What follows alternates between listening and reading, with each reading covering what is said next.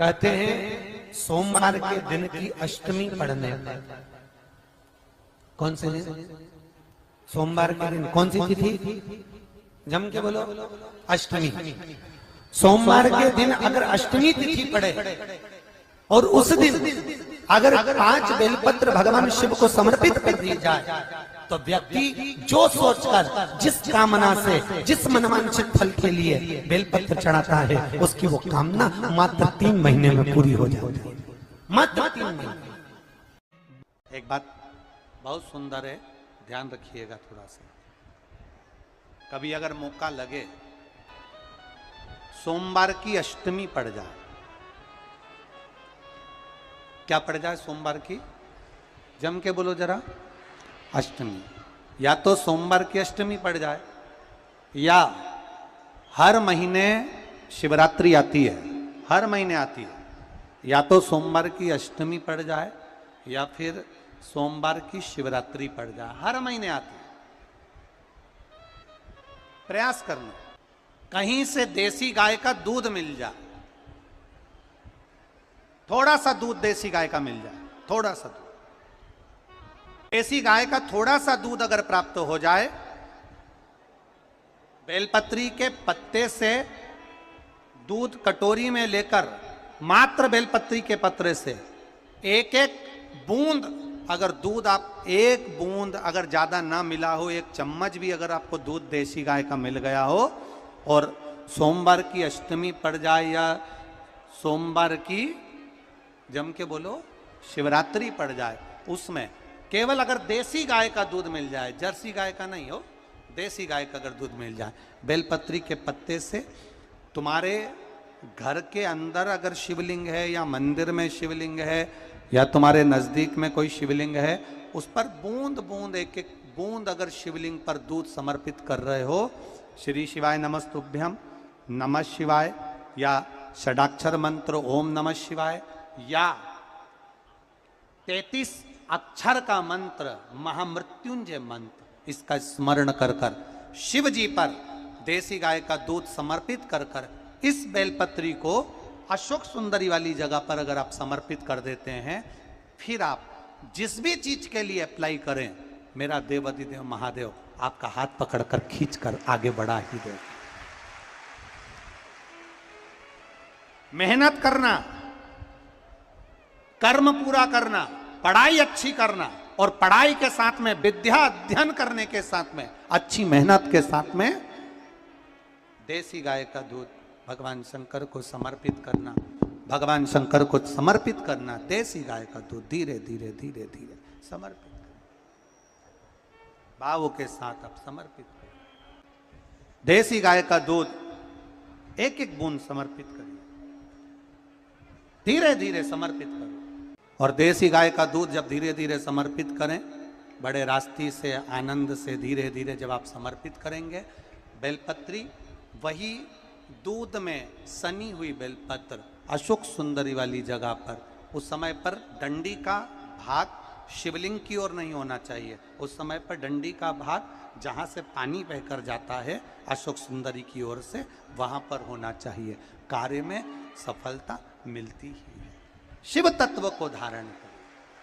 सोमवार की अष्टमी का मतलब आपको इंदौर की कथा में बताया था, जिस दिन शंकर और पार्वती के मिलन का दिवस हो, और केवल एक माता पार्वती के अकेले मिलन का नहीं, 64 योगनिया तक भगवान शंकर से मिलने के लिए आती है। पीला चंदन लगा लेना। कितना लगाना है? बीच वाला जो पत्ता है उस पर पीला चंदन। जब आपको लगे कि मेरा जीवन बहुत कष्टमय है, अब ये रोग, अब ये कष्ट दूर ही नहीं हो रहा, अब ये आए दिन तकलीफ पर तकलीफ बढ़ती जा रही है, आए दिन रोग, बीमारी, पैसा घर में बच नहीं रहा, बहुत कष्टमय जीवन है, इसमें लगाओ पीला चंदन बेलपत्री की बीज पत्ती पर। महाराज, और बीज पत्ती पर जब चंदन लग जाए, लगने के बाद में ये दोनों पत्ती पर लाल चंदन लगा लीजिए।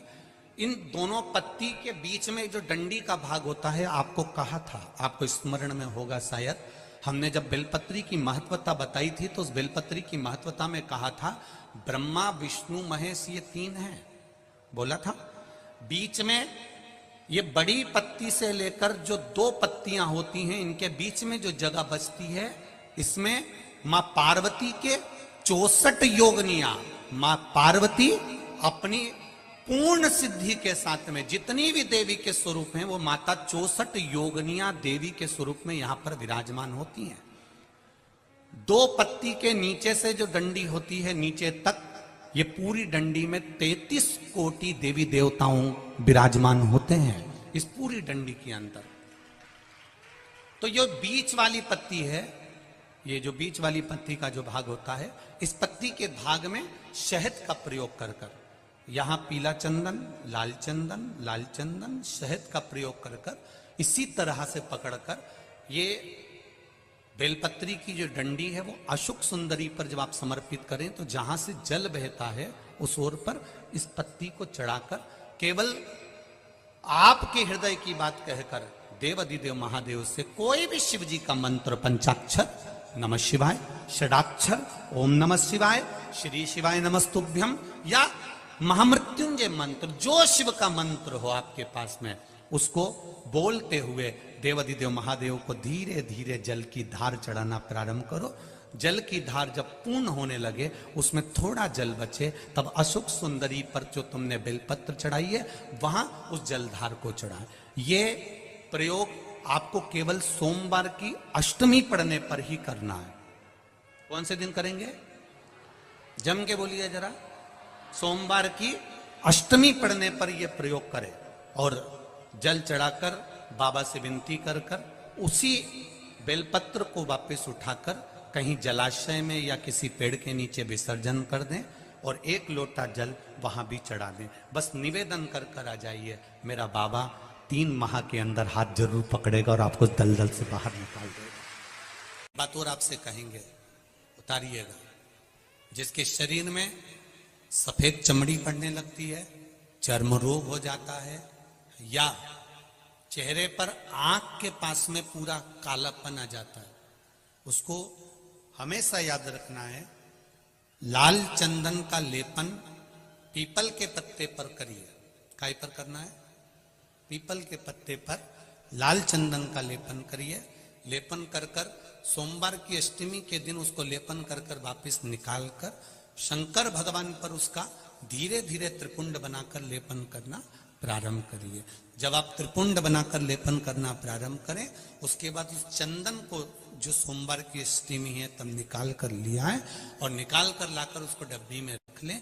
उस चंदन का प्रयोग चर्म रोग के स्थान पर थोड़ी थोड़ी मात्रा में करना प्रारंभ करें, पानी के साथ मिलाकर। परंतु उस चंदन को केवल 6 से 7 दिन में प्रयोग करिएगा, ज्यादा नहीं। धीरे धीरे चमड़ी, परंतु उसको सोमवार की अष्टमी के दिन सिद्ध कर कर बनाना है। उसको सोमवार की अष्टमी के दिन चढ़ाना है श्री शिवाय नमस्तुभ्यम या ओम नमः शिवाय या पंचाक्षर मंत्र या महामृत्युंजय मंत्र, जो आपको आता हो, शिव जी का जो नाम आपको याद हो, उसको बोलकर चढ़ा दो। उसको लिया, फिर उसको अपने शरीर पर लगाना प्रारंभ करो। उसका फल आपको 15 दिन के अंदर धीरे धीरे धीरे धीरे प्राप्त होना प्रारंभ हो। लाल चंदन का प्रयोग शिव जी के लिए अवश्य। सोमवार के अष्टमी के दिन अशोक सुंदरी वाली जगह, सबको मालूम है ना अशोक सुंदरी की जगह? अशोक सुंदरी वाली जगह पर 7 हल्दी की बिंदी रख दी जाए। लड़का लड़की जिसका विवाह नहीं हुआ उसका हाथ रख दिया जाए और वही हाथ के छापे पीपल के वृक्ष पर 5 लगा दिए जाएं। महाराज 3 महीने में उसका विवाह पक्का हो जाता है। सोमवार की अष्टमी का इतना भाव है महाराज, सहज नहीं है सोमवार की अष्टमी। शिव और आद्य शक्ति का मिलन है सोमवार की अष्टमी। भगवान शंकर और पार्वती का मिलन। ऐसी कौन सी कामना है जो शिव पूर्ण नहीं करते? बस आपका विश्वास, आप उस पर भरोसा करना तो पूर्ण करना, पूर्ण भरोसा। एक नारी की जिंदगी में जब कोई विषम परिस्थिति आ जाती है और उसकी आंख के आंसू जब सूखते नहीं हैं, बड़ी दुखी होकर वो अपने घर में रहती, कहीं पति मदिरा में डूबा है, परिवार के लोग अपशब्द कर रहे हैं, ताने दे रहे हैं, गालियां दे रहे हैं, और वो सोच कर बैठी अब जिंदगी नहीं चाहिए, भगवान तू ये जीवन अब मत देना।